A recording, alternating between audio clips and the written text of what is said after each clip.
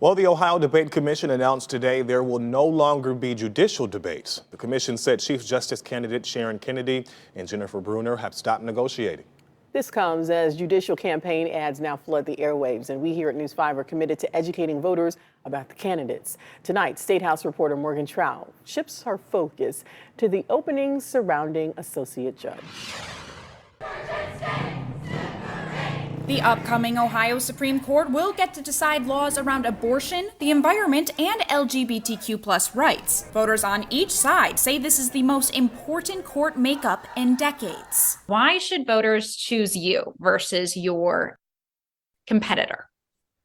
My judicial philosophy is one that protects the rule of law and that provides stability and predictability in the state so our economy can grow. Governor Mike DeWine's Republican son, Pat DeWine, is running for his current seat on the court. He joined it in 2017, previously having been a judge on both an appeals and a common pleas court.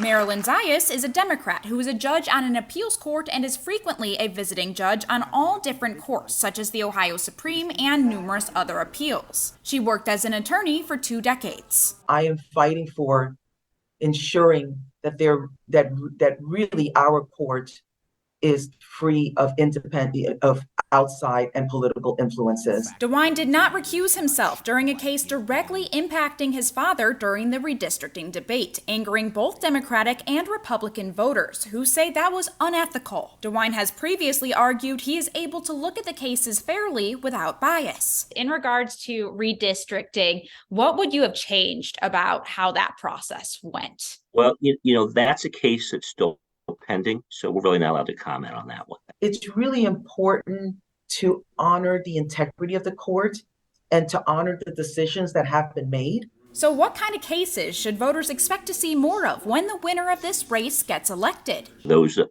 affect public safety in the state of Ohio, also ones that help create a stable and predictable legal environment. One thing that I find very important is our constitutional rights and our individual rights. At the Ohio Supreme Court, I'm Morgan Trout reporting.